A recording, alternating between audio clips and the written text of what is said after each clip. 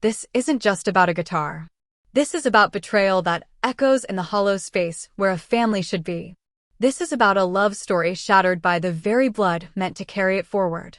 And yes, I donated my late husband's most prized possession, a $10,000 vintage 1963 Fender Stratocaster. My husband, David, wasn't just my soulmate. He was the quiet heartbeat of our home for 28 years. Music was his oxygen. That Stratocaster? It wasn't just wood and wire. It was his voice when words failed, his solace after long shifts as an ER nurse, the instrument that serenaded me on our porch every summer evening. He saved for years for it, scrimping on everything else, calling it his retirement dream. He'd whisper to it like a lover, polish it with reverence, and play blues so raw they'd make your bones ache. It lived in a climate-controlled case in our study, a shrine to his passion. Then there was him, Ethan, David's son from a brief, messy first marriage. Ethan was complicated, volatile, prone to dramatic exits and grand pronouncements. David loved him fiercely, unconditionally, even when Ethan was distant, dismissive, or downright cruel. David carried the guilt of that failed marriage like a stone in his chest, believing he hadn't been enough for Ethan's mother, and, by extension, not enough for Ethan. He bent over backwards, missed vacations to attend Ethan's sporadic emergencies, sent money he couldn't spare, offered endless emotional support that was rarely reciprocated. I watched my strong, kind husband shrink a little each time Ethan ghosted him for months, only to reappear demanding something. David got sick. Fast. Aggressive pancreatic cancer. The man who could calm a screaming trauma patient with his presence was reduced to trembling weakness in our bed. Through it all, his one whispered request, his dying wish, was simple: make sure Ethan gets the Strat. Tell him it's his. Tell him I wanted him to have it. Tell him, I'm sorry. Even on his deathbed, apologizing to a son who hadn't called in 6 months. My heart shattered watching him cling to that hope. David passed 3 months ago.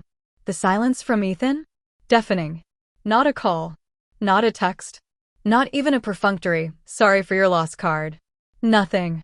While I was drowning in grief, arranging the funeral David meticulously planned, Ethan didn't show, citing work stress in a single, cold email days later, sorting through a lifetime of memories. Ethan was radio silent. The Strat sat in its case, a silent accusation in the empty study.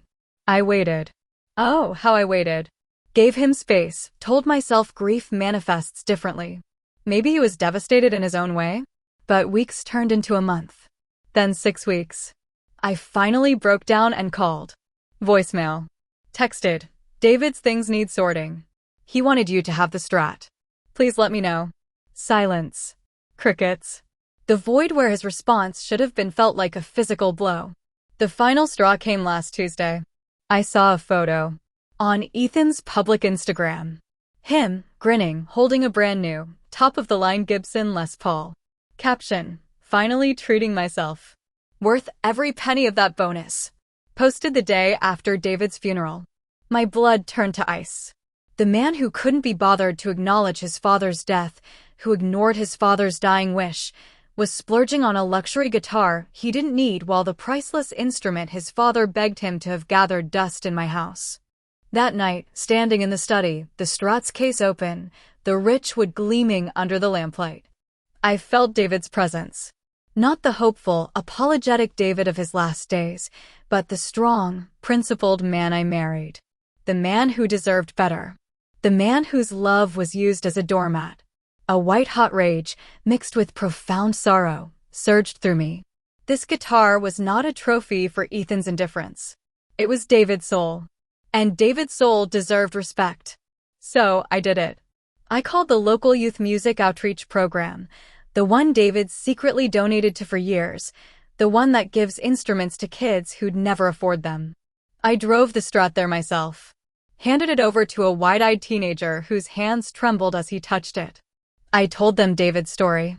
I told them it was meant to live, to be played, to bring joy, not to sit in a closet gathering dust while its intended heir flaunted his new toy on social media. I posted a simple message on my private Facebook, visible only to close friends and family, including Ethan, though he hasn't logged in there in years. David's beloved 1963 Stratocaster has found a new home with a young musician who will cherish it and play it every day. David would have wanted it that way. Some legacies are too precious to be ignored. And then, Ethan exploded. A barrage of texts. "What the hell did you do? That was Dad's guitar. It was mine. You had no right. I was going to come get it. I was grieving. You selfish cow. I'll sue you." Grieving? While posting pictures of his shiny new guitar. While ignoring his dying father's pleas. While letting his stepmother handle everything alone.